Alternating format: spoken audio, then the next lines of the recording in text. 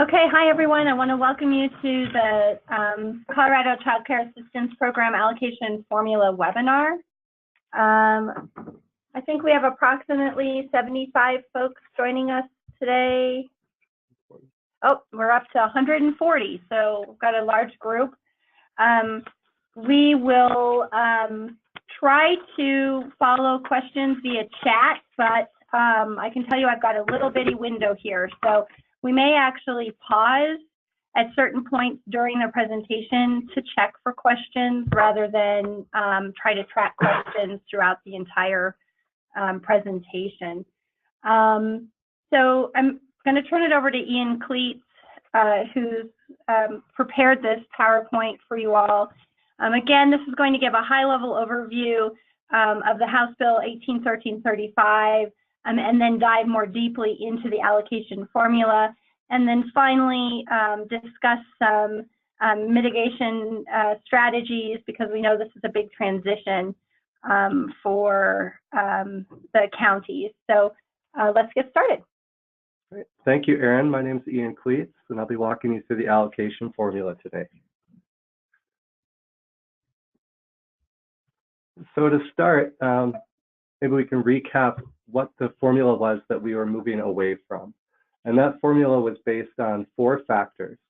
The first of which was utilization of populations under 165% FPL times the reimbursement rate at the 50th percentile. The second factor was SNAP and TANF program participation of children. The third factor was population under 185% FPL of ages 6 to 11. And the fourth factor was populations under 185% FPL for ages 0 to 6. The requirements of House Bill 1335 now changed that formula substantially. The new allocation formula must be based on each county's percentage of the appropriate reimbursement rate times the estimated total number of children eligible for CCCAP. This base calculation may be adjusted by the department subject to rules that must address 6 factors. Those are the cost of living, the cost of high quality early childhood programs, the cost of programs, regional market rates for CCCAP, drastic economic changes, and geographic differences within a county.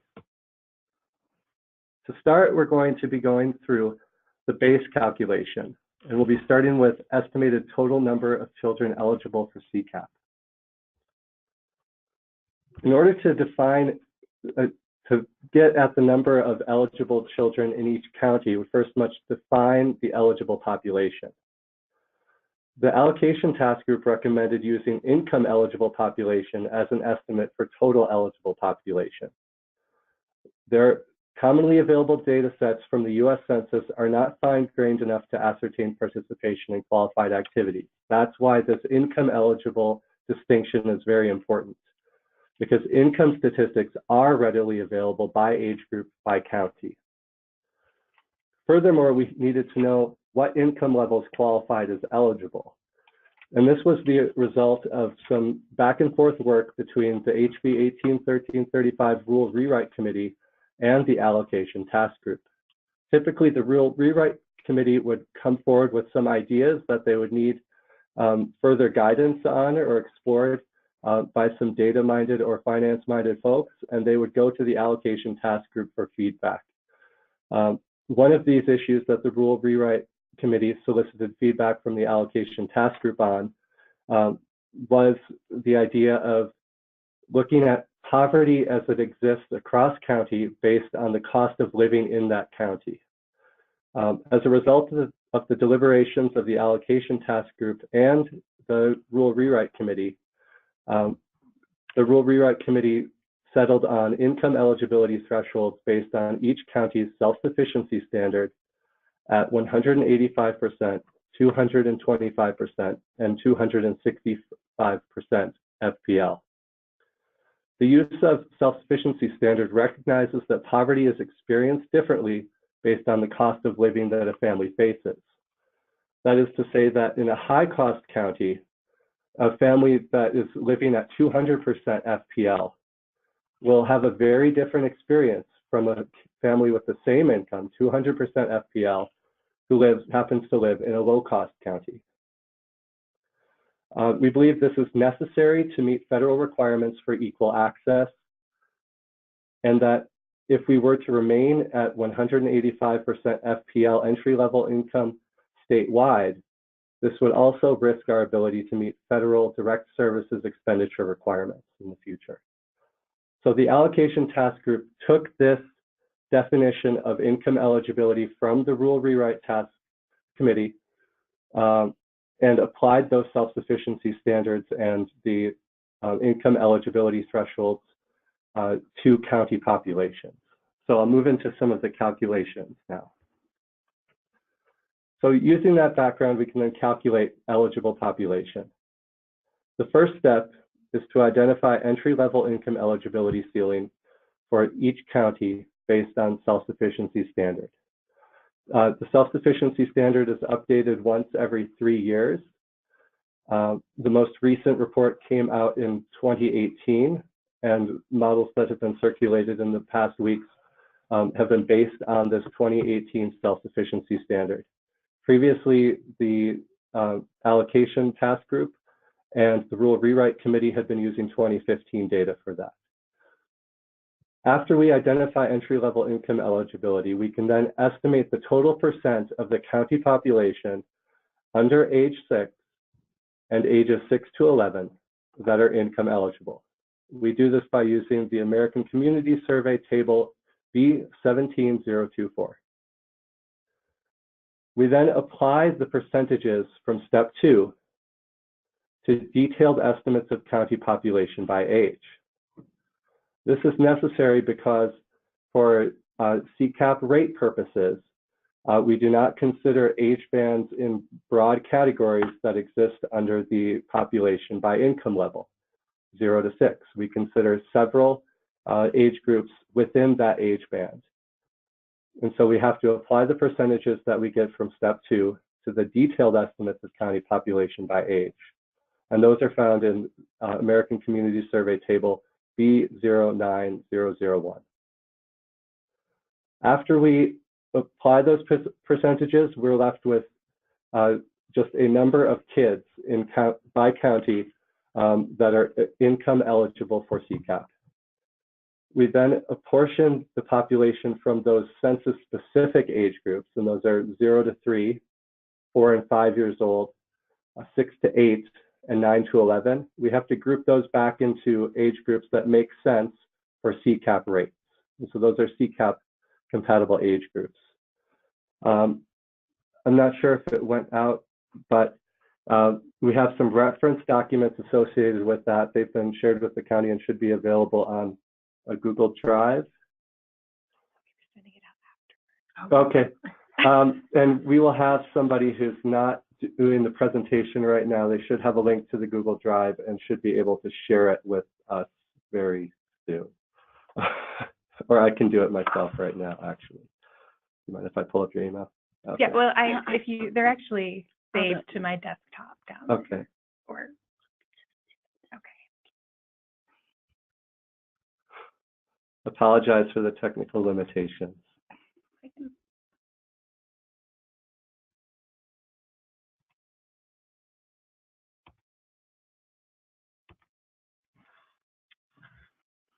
Well, I'm going to try to put this into send to all. So please let me know if you get the link I just sent out. Did you get it? Was it through GoTo? Yes. Oh, we're in the chat box. Yeah. It would be in GoTo webinar. We'll keep working through that and come back to it for a moment.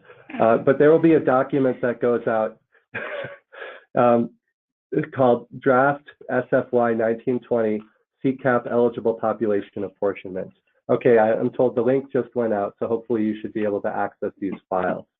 And the relevant worksheets that perform these 4 steps are eligible population age group, eligible population by income, SSS FPL, and census data. So census data is a tab that contains the raw data from the census that we use in our calculation. SSS FPL, as the name might imply, is moving from self-sufficiency standard on a county basis to the entry-level FPL tiers. Eligible population by income describes the steps in step 2, and eligible population age group displays 3 and 4.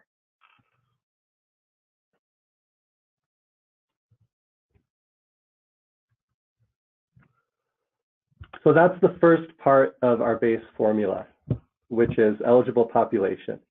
We also need to determine appropriate reimbursement rates.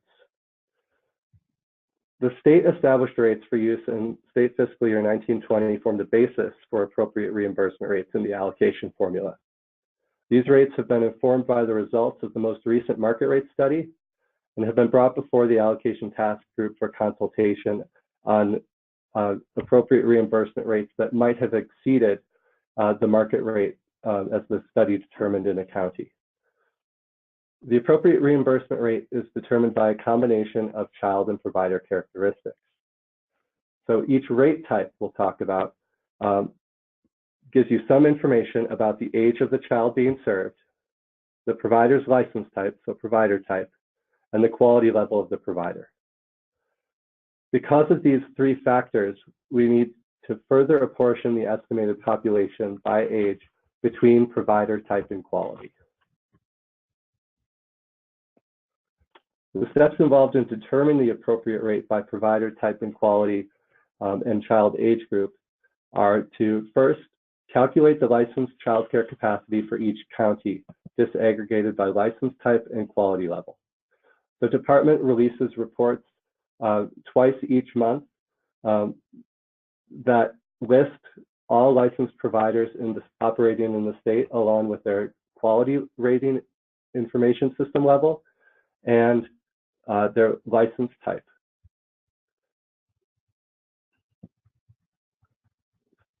Next, we apportion the estimated eligible population in each CCAP compatible age group based on the applicable share of licensed capacity within each type quality category. And what I mean by applicable, that's an important distinction right there, is that some licensed providers are not rated by the quality rating system. And so this is a reference to school age childcare specifically. The capacity for school age centers should not necessarily be counted as a way to apportion infant populations who are not served by school age centers. And so when we talk about an applicable share, it is of providers who are able to serve that age group. So after we apportion the estimated population based on the shares of licensed capacity between all of those provider characteristics, we can assign each group of eligible children the appropriate state-established reimbursement rate based on the characteristics of their grouping. And so that helps us determine appropriate rate. And just for the reference documents, this apportionment also occurs in that draft SFY 1920 CCAP eligible population apportionment document, except it occurs under 3 different tabs. Apportioned population, that's where the calculation occurs. Capacity aggregation is where the first step occurs. It is a summary of the next tab, which is SIM, that stands for Colorado Information Marketplace. And this file was generated on 12/31/2018. The intent is to, as expressed by the allocation task group, is to use the most recent file available prior to the time we need to produce an allocation estimate. And we've been given an end of April timeframe for when we should be taking this data file. So that's the base formula. But then we also have the adjustment factors that can be considered. In its deliberations, the allocation task group affirmed that the base formula fully accounts for the following factors: cost of living, cost of high-quality early childhood programs, and cost of programs. So to give you a little bit of background in what each of those means and why the allocation task group thought that they were fully accounted for in the model, I'll start with the cost of living. In our analysis, the allocation task group found that cost of living, as expressed by the cost of living index produced by the State Demography Office, was highly correlated with the market rates that were used as the appropriate rates. Because the base formula has a foundation on those state established rates, it was felt that the cost of living was fully reflected in the market rates and therefore in the model itself. As for the cost of high quality early childhood programs, this is also a cost that is expressed in the appropriate state reimbursement rate. Because we have a three-tiered reimbursement rate structure that differentiates based on quality of provider, when we flow the rates through the model, we are accounting for high quality early childhood programs. And to be clear, this is the cost of the high quality early childhood program to the CCCAP program. So not what it costs to operate a high quality early childhood program, but what it costs the county and the county allocation to support that rate. Thank you for that clarity. The third factor was cost of programs, and the allocation task group interpreted cost of programs to mean the administrative cost of running CCAP from a county level. In this sense, the allocation task group felt that administrative costs were correlated to the cost of living that the counties faced.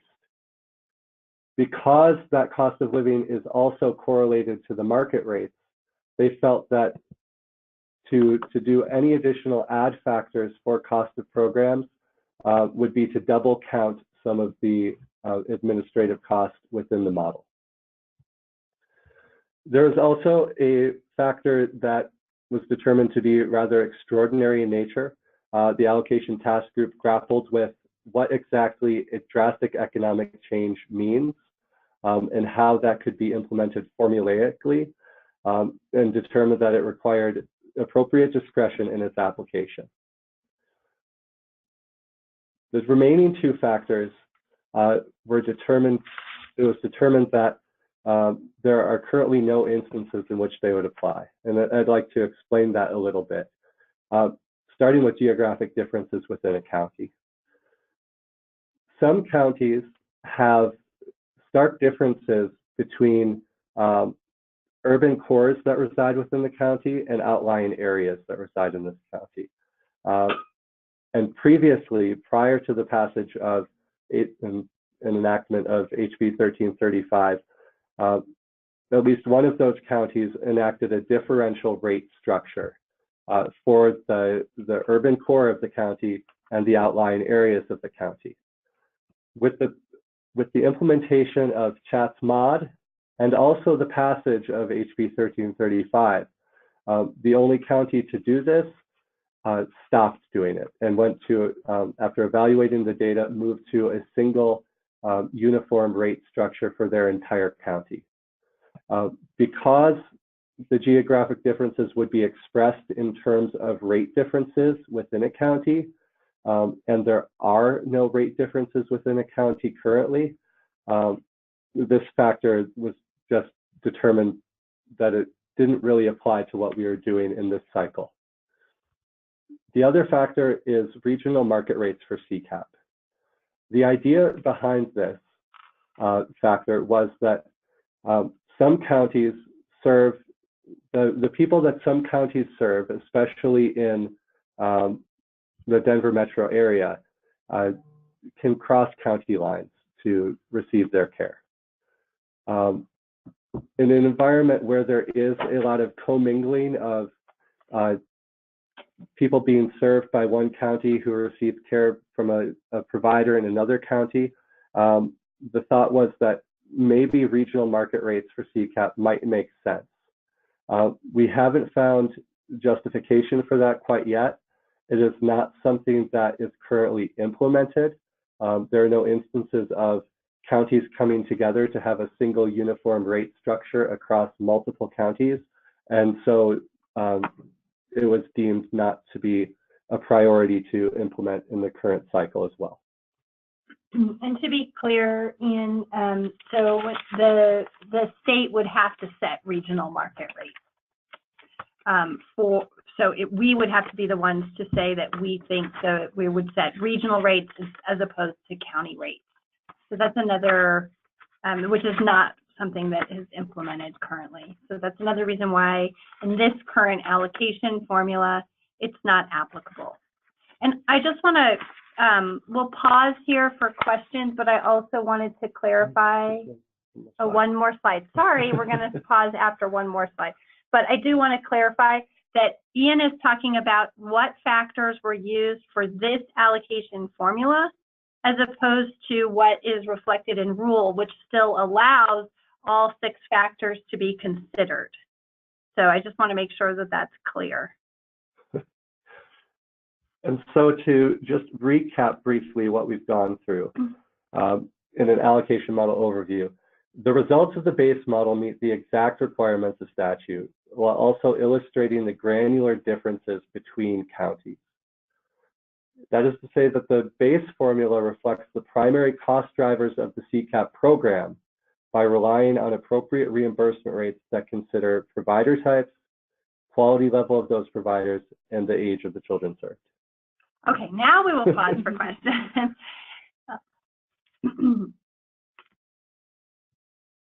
So I think there's a way you can raise your hand if you have a question. Oh, I see what you're saying. So I think we'll just have people type the questions in, actually, because I don't know how to unmute one person.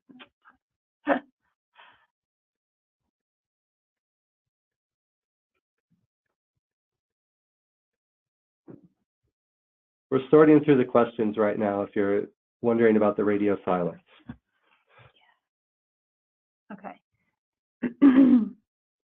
So let's see. A couple of things. The recorded webinar will be available after this presentation. And so for those of you who are looking to access the PowerPoint, you'll be able to access that through the webinar, recorded webinar.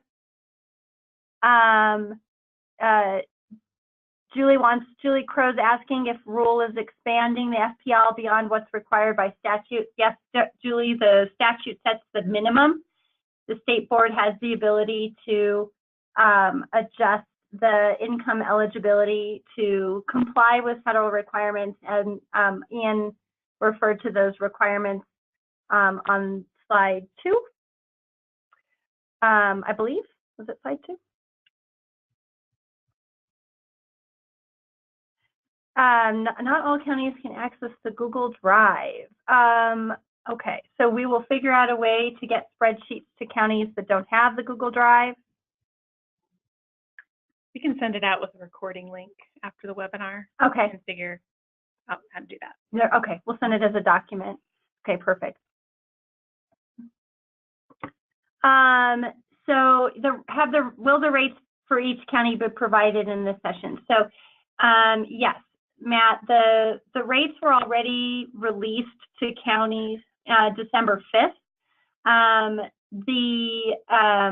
There's actually a memo that will be going out, I think, Friday, tomorrow, that will lay out implementation of those rates. Again, those rates would go into effect at the same time as the new allocation formula, which is July 1st, 2019. Stacy wants to know if there's going to be examples given, and we will be going through some examples in the second half of the webinar. Oh.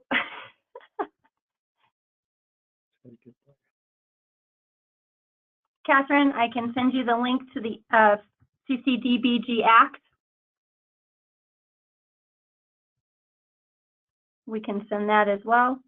And then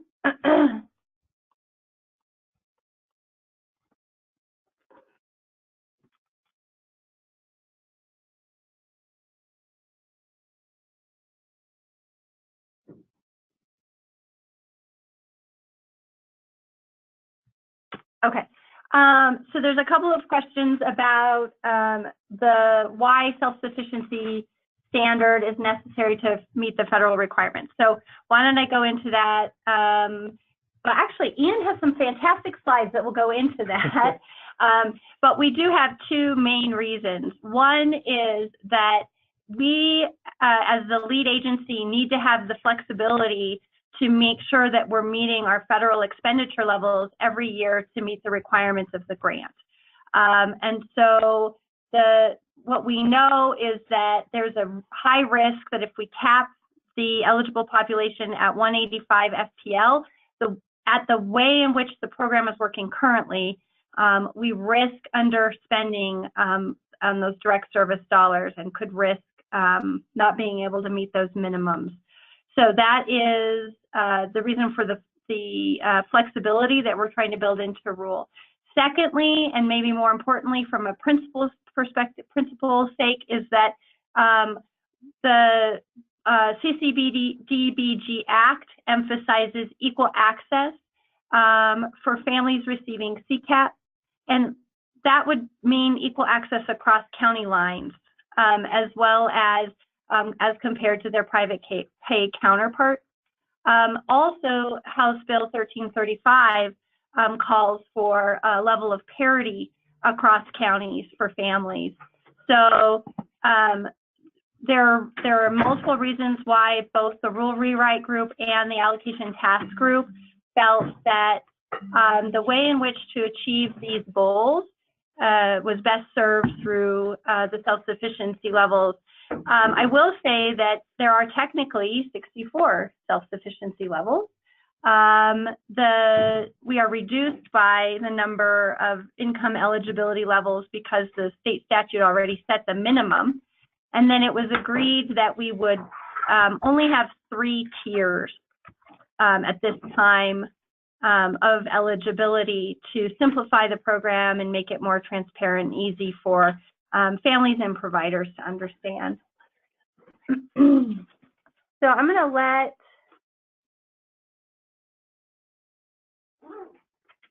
okay, Catherine, the percentages that counties are required to implement are associated with the state set rates in the rate sheet.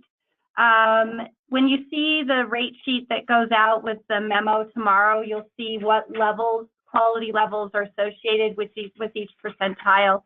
But essentially that has not changed from the 2016 recommended rates. They are the 25th percentile for infants at levels 1 and 2, the 10th percentile for all other age groups for levels 1 and 2, the 50th percentile for levels 3 for all age groups, and the 75th percentile for levels 4 and 5 across all age groups.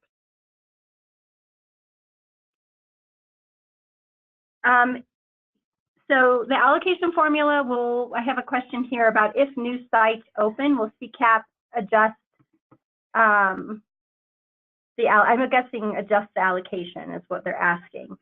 And so the way in which we do this is as Ian is mentioning, so the allocation formula would reflect the number of children as well as the types of providers and their quality levels, and that is done annually. So we also are required by law to annually produce a report to the Joint Budget Committee that reflects the changes in cost to the program based on changes in market rate, changes in quality, and changes in utilization. So those are things that we would report to the legislature, as well as have to adjust the allocation formula every year if we have the rules passed.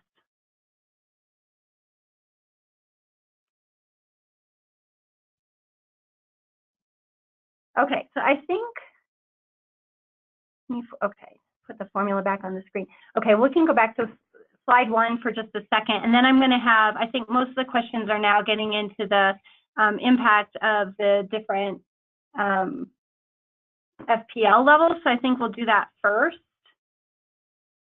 So I think Gina was asking for the allocation formula, the base formula, and so here you go. And now we'll move on. Okay.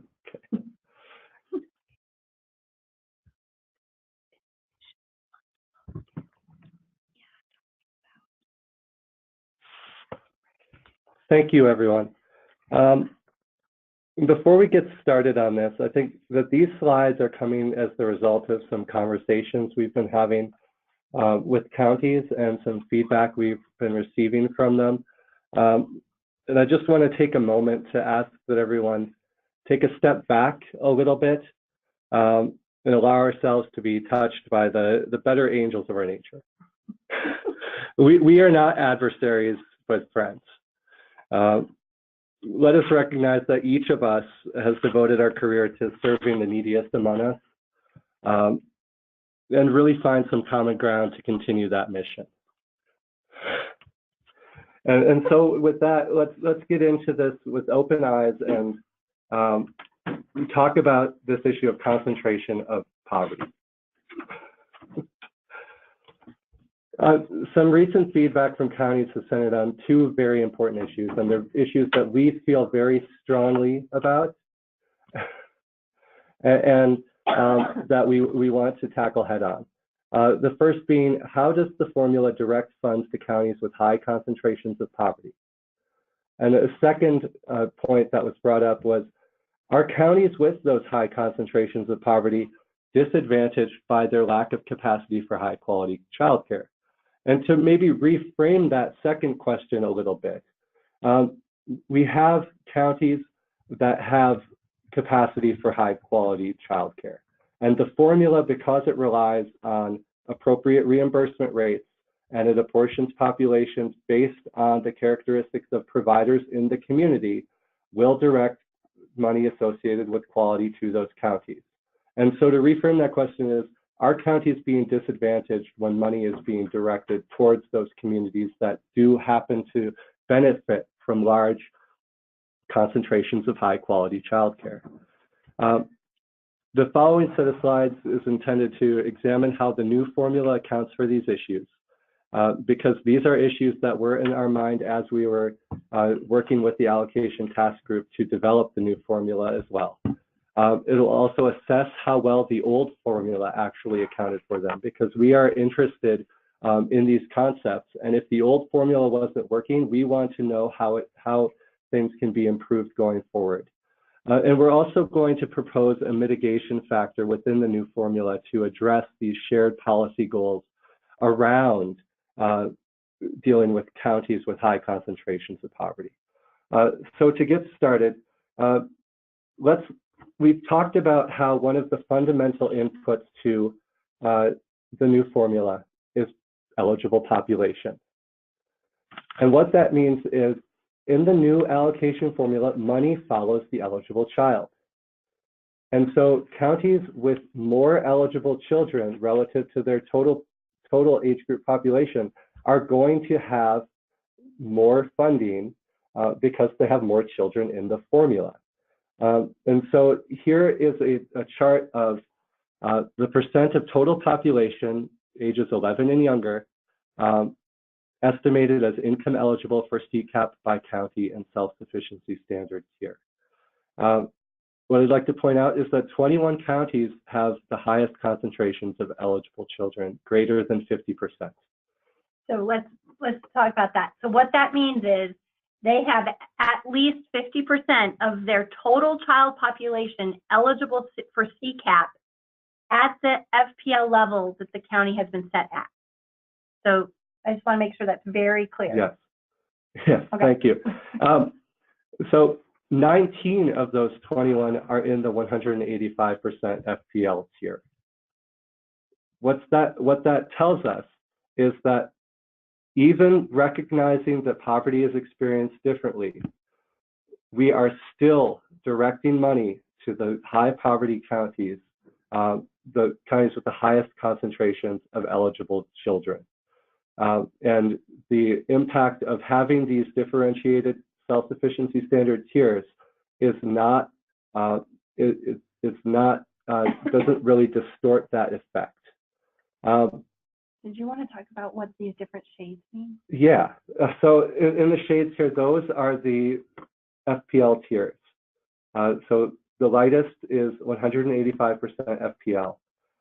The middle gradation is 225% FPL, and the darkest is 265% FPL. Even though, so I mentioned all of the light colored bars on the right of the graph, but I wanted to call out the fact that these high cost counties for which we are expressing that families who are below 265% FPL are truly in need of services, by recognizing that we are not pushing up their percentage of eligible population very much. They are still in the bottom of the distribution. In the middle, we have many more of the 225% FPL counties. But for the most part, our counties with the highest concentration of poverty first have their kids included in the formula, but they're also they're being counted in the formula even though they're 185% FPL because they have a high concentration of poverty. So more children in those counties are essentially counted in the formula, right? I mean, yes. That's right. Yes. And so those are the steps that we walked through before. When we talk about determining eligible population, counting them, all of those spreadsheets I've provided you should demonstrate that those kids are ending up in the formula to be counted for funding. This last point, we've heard talk about the legislative intent around parity. What does parity mean? If we go back, parity doesn't mean equality, like in this slide. It means more of this equity component. And that means even though the formula attempts to equalize the percent of eligible children served across counties, the formula results in a larger share of total population, or all children being served for counties with the highest concentration of poverty. So if you imagine each of these bars being filled 25% full, the bar at the rightmost with 90% of its kids being marked eligible will be filled up more than a county at the bottom that has less than 20% of its population is eligible. It should match the slope. The amount served should match the slope of this eligible population. And that would be truly equitable, and it would also direct the most funds to high concentrations of poverty. But how has this been done in practice, is the question. Has this been accomplished by the outgoing allocation formula that we have for this current year? The old allocation. The old allocation formula. So let's take a look from that. We're going to leave this up, but take away the, we're going to start with this graph, take away the color based on FPL, and then put up the percent of population served in FY 17-18. That is the most recent year of data available for the full fiscal year. So we can't do, it would not be an apples to apples comparison if we used FY 18-19 data at this point. We do not see that slope. In fact, what we see is that the old allocation formula did a very poor job at targeting funds to counties with high concentrations of poverty. And this is a takeaway because I think we're all interested in getting money to counties with high concentrations of poverty, making sure that they can serve their vulnerable population. But when we look at this graph, we just see a gray bar. If we see gray bars that look about the same height, that doesn't mean the same thing, right? Because the counties don't necessarily have the same percentage of their population that's eligible. So you could have a county down at the bottom who's just about the same as a county near the top in terms of how high the gray bar is, but the county near the top has a much larger eligible population. So we have to normalize those gray bars in some way. And that's what this next graph does. So we look at the purple now, which is the percent of eligible population served in FY17-18. So it's no longer the percent of the total population served, but it's now in terms of the eligible population. And the orange is still percentage of eligible population. And what we've done here is we've sorted from lowest to highest which counties can serve the highest percentage of their eligible population. And based on the old model. Based on the old model. So under that old allocation model, and sorry, this is a typo. It shouldn't say the 21. That was a reference to previously, the 21 here. But if we look at the 10 counties that serve the largest shares of their eligible population, those comprise only 2 with the highest concentrations of poverty. Only 2 out of 10 of the counties able to serve the highest share of their eligible population are counties that have high concentrations of poverty. 3 of those 10 counties have concentrations of poverty below the statewide average. So what we'd like to see, if we're interested in having a model, an allocation formula that directs money to concentrations of poverty, we don't want to see these orange bars all over the place with a very large concentration of very tall bars at the bottom of the distribution and some very short bars at the end of it. We want to see it go from low to high, just as these purple bars are. I also want to point out one issue with the old formula. So a lot of the pain that we're hearing is the fact that there is such inequality between counties.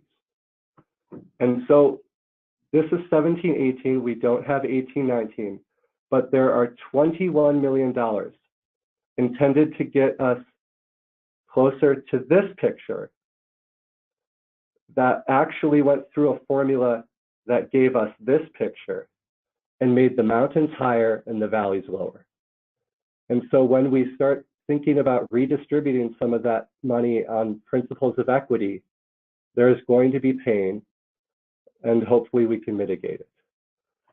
And so one way Let's see if there's a question. Do you want to stop for questions? Yeah, let's stop for Okay, questions. we'll pause here for questions.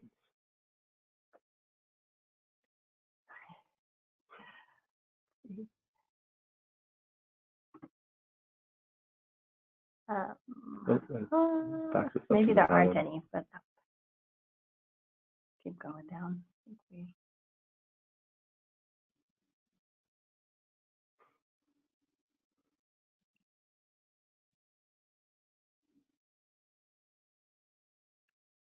Okay, so I don't see any specific questions about what Anne's talking about, other than when you're saying poverty, what do you mean? And so do you want to go ahead and... I'll address that. So based on the discussions of the Rule Rewrite Committee, I think that we've all settled on, and the Rule Rewrite Committee was comprised of multiple stakeholders in the field. So we have provider community represented, many interested parties, in addition to counties who are able to voice their opinions there. What we settled on was that self-sufficiency standard was a representation of poverty. And so that means if you can't be self-sufficient, you can't make ends meet. And so that is really when we talk about eligible population and use that term with poverty interchangeably. We're talking about this level of poverty that really recognizes what it takes to maintain a family and be economically self-sufficient. Do you want to talk about what the basic factors minus the childcare? Okay. Yeah. And so when we started with that definition of self-sufficiency standard as a measure of poverty, as a measure of need, what we needed to recognize is that there is a level of income that we could expect families to have and be self-sufficient, but for their childcare expenses. If the state and the counties stepped in to assist them with childcare, we could expect that they would be economically self-sufficient. And so what we've been using is a slightly modified self-sufficiency standard that looks at all the costs the family faces, less childcare, because we assume that that will be taken care of by CCAP.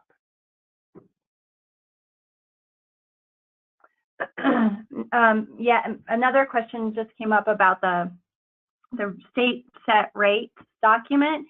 So yes, the state set rates document that was published December 5th are the rates that will be implemented July 1st. There is essentially a 1-year lag between the market rate study results and the rollout of the new rates. So we will not have any new, you won't see any different rates, Matt.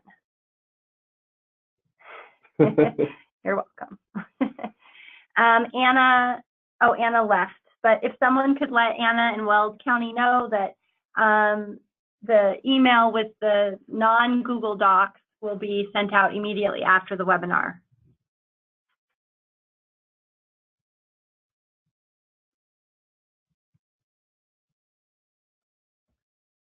Okay. Now, we are interested in addressing this issue of counties with high concentrations of poverty. And the question is, how do we address this issue directly?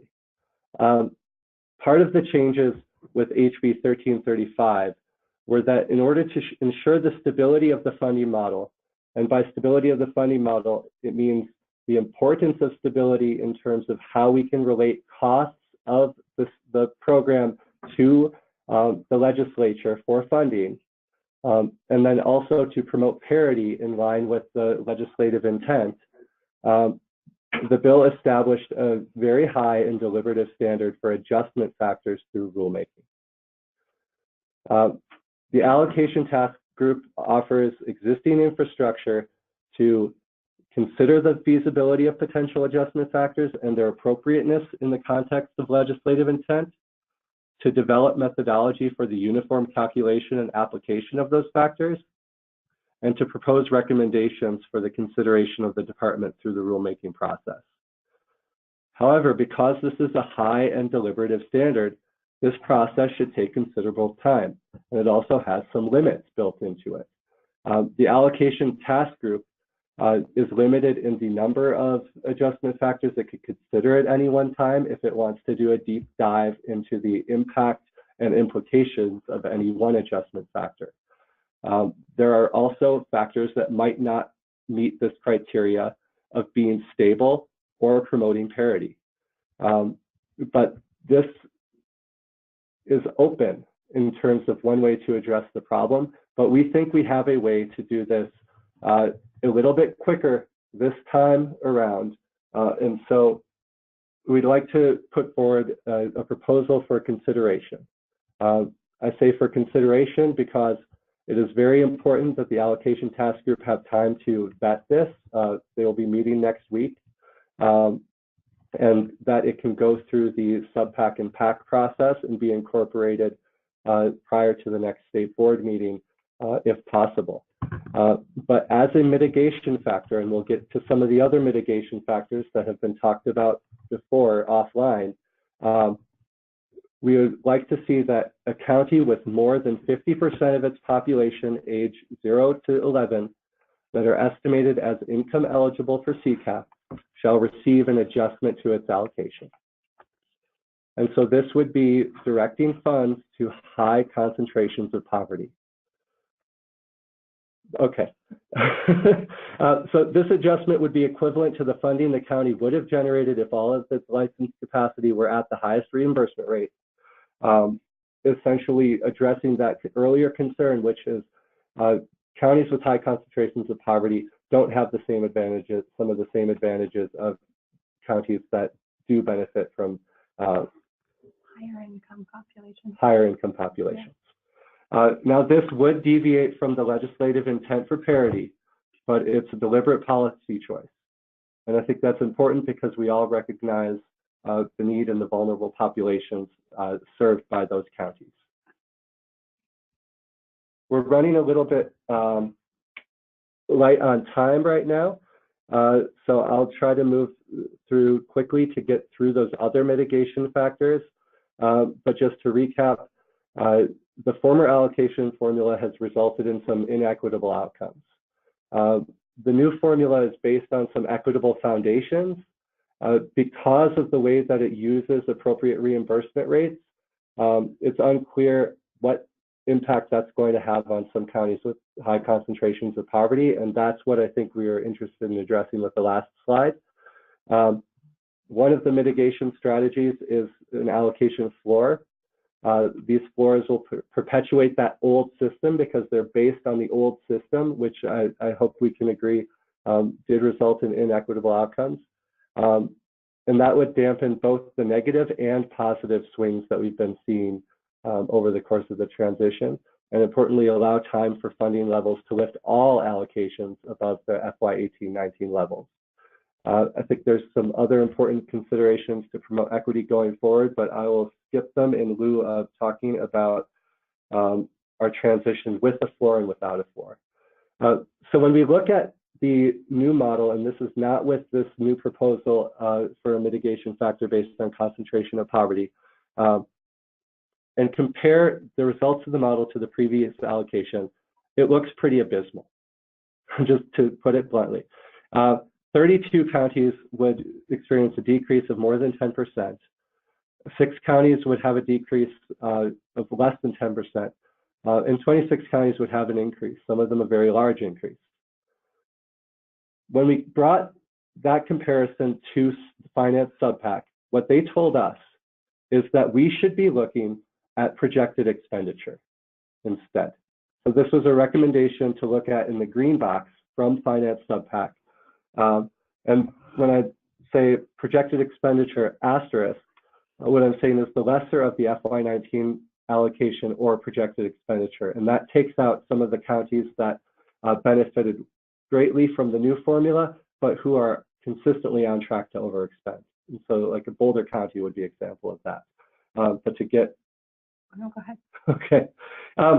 When we look at it that way, and so this is the recommendation of Finance SubPAC, we actually see that 45 counties have an increase over their projected expenditures, with an average increase of 41%. It's still very bad. 16 counties have an average decrease of about 38%, and that is not tenable in terms of a transition and would be counterproductive in terms of providing services. So how can we mitigate this with an allocation floor? This is one of the options we brought. This hasn't been considered by the allocation task group, but it's something we presented to Finance SubPAC. And so I'm just illustrating the effect of a floor. If we have a floor that is 10% for counties who are projected to expend at least 85% of their funds, and a 25% floor for everybody else, we can see that only 5 counties would be severely affected, and the average impact of them would only be 11%. 47 counties would see an increase, and 12 counties would see a much smaller decrease on the order of 5%. So we've moved from 38 counties being very in the red to 17 counties being not so in the red. And Erin has a mention about something to mention. Well, some of the counties had brought up whether or not we were looking at utilization as a potential mitigation factor. And that is actually exactly what this kind of tiered allocation floor approach does, is expenditure is sort of the representation of utilization or current utilization for those counties. So I wanted to make sure we pointed that out. So go ahead. Okay. More options. And so a floor does a lot of the work that we have to do. It shaves money off the top to give money to the bottom. That's essentially what it does. So it has some ceiling features built in, but there are other options that we feel would be appropriate to augment a floor. And one of those is a mitigation pool to help those 17 counties that would still face shortfalls even with a floor. This idea is similar to buys themselves, but occurring prior to the start of the fiscal year. Counties experience a windfall funding because it doesn't make fiscal sense to spend all of that increase in 1 year. They might have to ramp up their capacity to spend it, can contribute to the pool. We are thinking about mandatory contribution, and this would be the ceiling option, mandatory contribution to the mitigation pool for allocation growth that exceeds 25%. Obviously, the allocation task group would help us better get a good sense of what number is appropriate. And then counties experiencing shortfalls can draw from that pool. These ideas are still in development, but with the floor, the scale of this problem isn't insurmountable.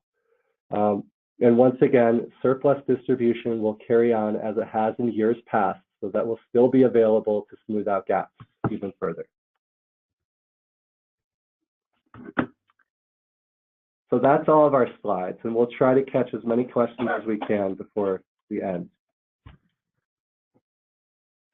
So I just want to make sure people are very clear that we're kind of offering, or we're actually proposing to the allocation work task group 3 strategies, and they are, they can be interrelated and they can all be used. So the first was to adjust for counties that have the highest concentration of poverty. So a mitigation factor that addresses those specific counties that meet that criteria. Second is the implementation of some sort of floor.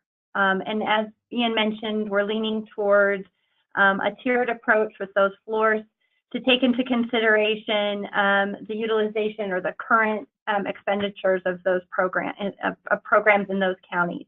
And then the last is some sort of implementation of a mitigation pool, either through mandated ceilings or a combination of mandated and voluntary contributions to a mitigation pool. So our hope is that between these 3 strategies, we'll be able to smooth this transition as much as possible from the old formula to the new, and still achieve all of the goals around equity and parity, and as well as predictability for the program.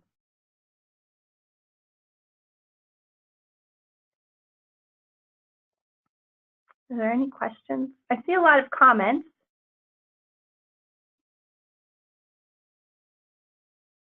So let's see. I have a process question. So what are the next steps, essentially? So the allocation task group will be meeting is it next week? Mm-hmm. Next week, to further refine and discuss these 3 options. Every time we do this, everything, all the numbers shift. So it's important that they have some time to look at these things and determine what the best path forward is. Second, we will be presenting the formula and some of these results to the County Human Services Directors Association, and then to the Finance Sub-PAC. Those are both in March. Last is that it should go to PAC for final review in April. If there's any additional deliberations that need to happen, we would have an additional month, essentially, to have those conversations at the sub-PAC or PAC level. And we can sometimes push it into June. I think we have done that in the past. The Simultaneously, we are working with the State Board of Human Services to implement rules. Again, as Ian mentioned, none of these factors can be considered until they are addressed in rule. If we do not address them in rule, we will be out of compliance with the statute. So these things all have to happen simultaneously. The rule does allow for quite a bit of flexibility for the allocation task group within those factors. So the rule is written so that it's not so specific that the allocation committee doesn't have any ability to look at the data sources or to address the mitigation factors in a myriad of ways the way we've described today. But we do need that rule in place.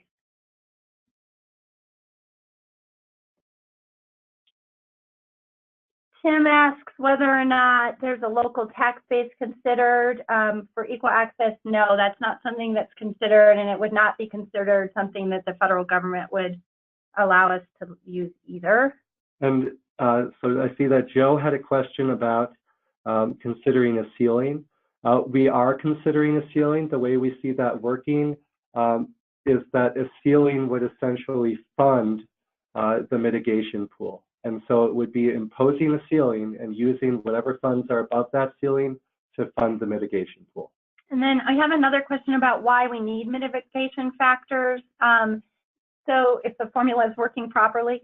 So the formula is so different today than it, well, the formula will be very different than it is today. And that is what the mitigation factors do, is they smooth the transition from two very different allocation formulas.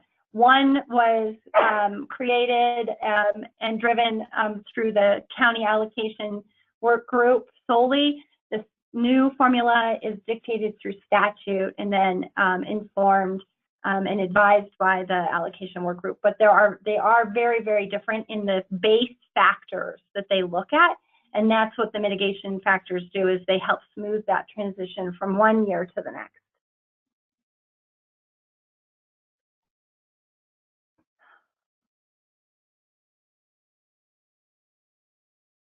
So, I know, let's see, do we want to go with what that adjustment looks like? So there's a question about that adjustment for the areas of high poverty. And so, again, basically what it's saying is that we would recognize all eligible children at those counties that have the highest levels of poverty, highest concentrations of poverty. We would essentially recognize them at the highest cost or the highest reimbursement rate to the county. So it essentially gives the county more money to support their most vulnerable population. We have a question about mitigation pool opportunities occurring at the end of the year. The answer to that is no, that is not correct. The idea of mitigation pools is to have everything in place prior to the start of the fiscal year. Right, that's correct. Yeah, so that would be the difference between a mitigation pool and the surplus distribution. Surplus distribution does happen at the end of the year. The mitigation pool would be an upfront adjustment to the formula, and then therefore would adjust the final allocation amounts before the fiscal year starts.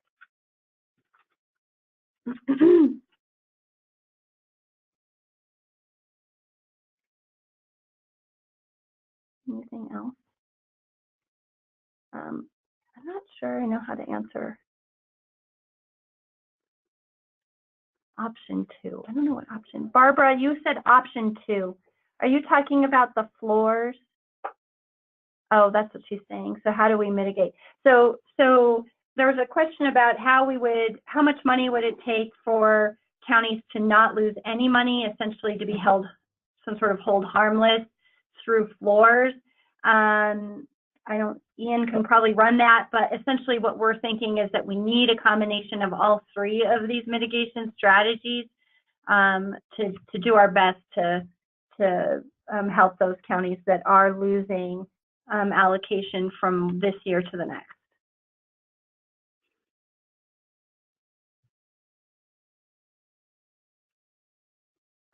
We received a question about when we anticipate getting data showing all of the proposed options to the allocation task group. We'll be working our hardest to get that ready for next week's meeting. And so hopefully we can get something out beforehand so you all can look at it and play through it before we start talking next Wednesday, but we will try our best to get it all out there. Now, Elaine, I will tell you that the floor scenarios, I believe, were provided at the finance sub-pack, right? We provided several floor scenarios to finance sub-pack. The allocation task group has asked for a more flexible calculator-based approach where they could run scenarios themselves. And I'm not sure if that conversation has changed in light of some of the information that has come out recently.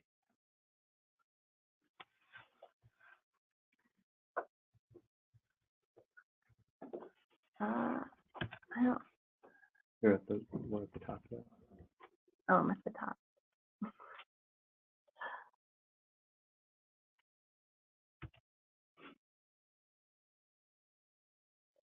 Yeah, we can have materials by Tuesday, I think. We will try to get the materials up by Tuesday if possible.